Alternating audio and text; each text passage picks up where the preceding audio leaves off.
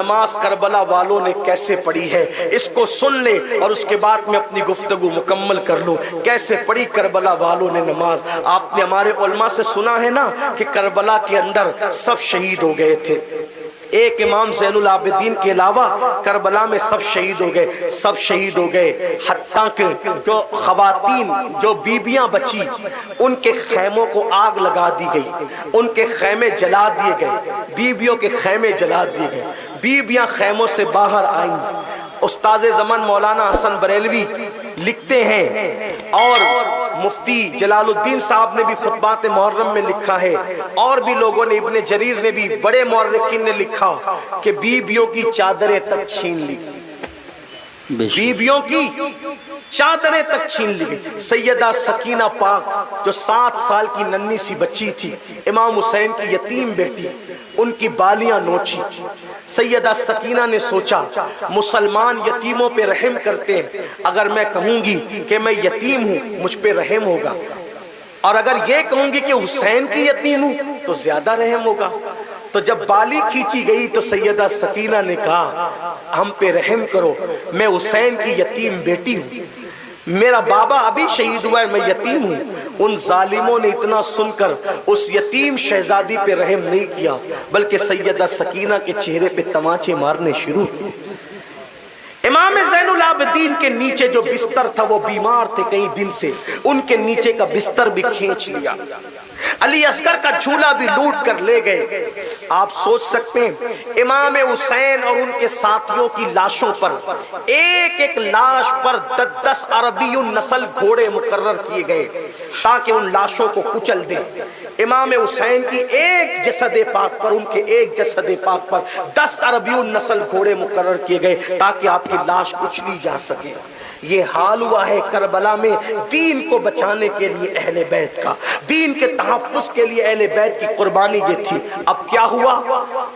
کچلی ہوئی لاشیں پڑی ہیں، بے گورو کفن پڑی ہے، ایسے میں بیبیاں کھلے آسمان کے نیچے بیٹھی ہوئی ہے اور وہ رو رہی ہیں۔ سوچو عورتوں کا کیا حال ہوگا جب ان کے بیٹے، ان کے بھتیجے، ان کے بھانجے، ان کا شوہر، ان کا بھائی، ان کی لاشیں کچلی جا رہی ہوگی۔ ان بیبیوں کے غم کا حال کیا ہوگا، ان کی تکلیف کا حال کیا ہوگا، ان کی مصیبت کا حال کیا ہوگا۔ لیکن اس وقت وہ رو رہی تھی، اتنا رو رہی تھی کہ روتے روتے آنسو خشک ہو رہے تھے۔ ایسے میں سیدہ زینب پاک جو امام حسین کی سگی چھوٹی بہن ہے، آپ نے فرمایا اے نبی کے شہزادیوں، اے نبی کے گھر کی بہوؤں، اے نبی کے گھر کی بیٹیوں، تم بہت رو چکی ہو اور تم کو آگے بہت رونا ہے، لیکن دیکھو دیکھو سورج غروب ہو رہا ہے، دیکھو دیکھو عصر کا وقت جا رہا ہے، ابھی بھی تم پر نماز معاف نہیں ہے، اٹھو نماز پڑھو، کیونکہ میرے نانا کا فرمان ہے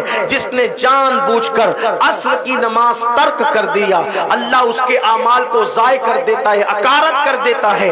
اے نبی کے گھر کی بیٹیوں، اگر تم نے آج نماز عصر چھوڑ دیا، کہیں کربلا میں دی ہوئی قربانی تمہاری ضائع نہ ہو جائے۔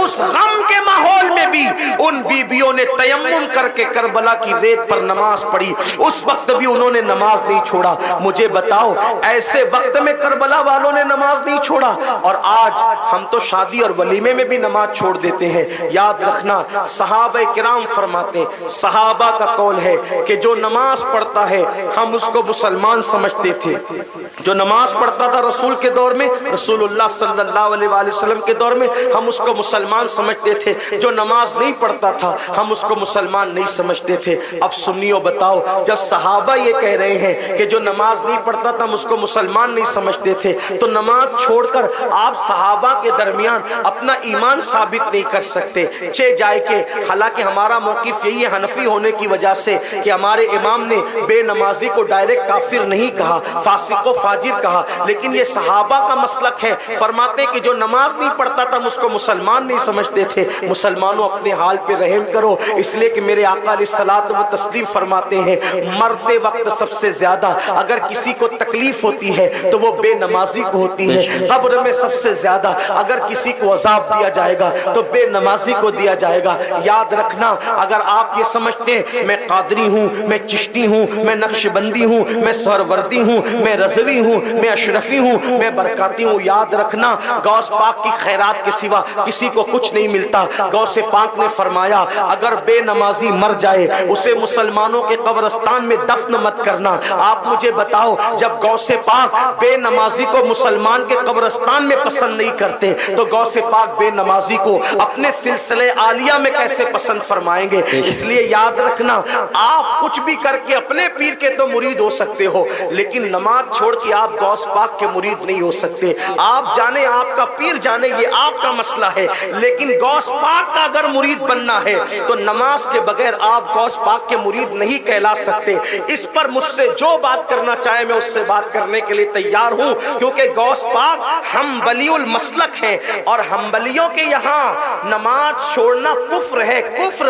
اب آپ مجھے بتائیں اللہ اکبر، مسلمانوں کس سمت میں جا رہے ہو، کہاں جا رہے ہو؟ خدا کے لیے خدا کی چوکھٹ پکڑ لو، خدا کے لیے اللہ کا ڈر پکڑ لو۔ یہ جو کہتے ہو نا مولانا ٹائم نہیں ملتا، تمہیں دوستوں کے لیے ٹائم ہے، تمہیں بیوی بچوں کے لیے ٹائم ہے، تمہیں گیم کے لیے ٹائم ہے، تمہیں فلموں کے لیے ٹائم ہے، تمہیں کرکٹ کے لیے ٹائم ہے، لیکن تمہیں اللہ کی عبادت کے لیے ٹائم نہیں ہے۔ اگر بیٹے کو صبح اسکول پہنچانے جانا ہے تو تمہاری نیند کھل جاتی ہے، اور فجر میں مسجد میں آنا ہے تو تمہاری نیند نہیں کھلتی۔ تمہیں ٹرین پکڑنا ہے تو تمہاری نیند کھل جاتی ہے، اور تمہیں فجر میں آنا ہے تو تمہاری نیند نہیں کھلتی۔ جو قوم اسکول اور ٹرین سے زیادہ اللہ کی عبادت کو اہمیت نہ دے، اس قوم کو سچا مسلمان کہلانے کا حق کیا ہے؟ اس قوم کو مومن کامل کہلانے کا حق کیا ہے؟ اس لیے یاد رکھنا، کربلا والوں سے رشتہ اس وقت جڑے گا جب تمہارا رشتہ سجدے سے جڑے گا، جب تمہارا رشتہ نماز سے جڑے گا۔ اور اگر تم آوارگی کرتے رہے، عیاشی کرتے رہے، نماز سے غفلت برتتے رہے، تو جب صحابی کا بیٹا ہو کر حسین اس سے نفرت کرتے ہیں یزید سے، تو تم کا تمہارا اور ہمارا باپ کون سا صحابی ہے؟ اللہ اکبر۔ حضرت امیر معاویہ رضی اللہ تعالیٰ عنہ صحابی رسول تھے، حضور کے سالے تھے، ان کی عظمت اور بزرگی ہم اہل سنت پر ہے، لیکن ان کا بیٹا کردار کے معاملے میں کیریکٹر لیس تھا۔ امام علی مقام نے اس سے جنگ کر کے بتا دیا، ہر اس سے میری جنگ ہے جو دین کو پامال کرے گا۔ داڑیاں منڈا کر گٹروں میں پھینکنے والوں، دین کو پامال کرنا چھوڑ دو، ورنہ حسین پاک کی زیارت بھی قیامت میں نصیب نہ ہوگی، حسین پاک سے مصافحہ بھی قیامت میں نصیب نہ ہوگا، حسین پاک کی نفرتیں ملے گی، حسین پاک کی محبتیں نہیں ملے گی۔ اگر حسین پاک سے کا پیار چاہتے ہو، ان کی محبت چاہتے ہو، ان کی الفت چاہتے ہو، ان کا کرم چاہتے ہو، تو دین کو پامال کرنا چھوڑ دو اور آج سچے دل سے توبہ کرو۔ میں اللہ کی بارگاہ میں دعا کرتا ہوں، سنگ بنیاد کے اس پروگرام کے موقع پر اللہ سے دعا ہے اللہ ہمیں سچا حسینی بنائے، صرف زبان کا حسینی نہیں بنائے بلکہ کردار کا حسینی بنائے۔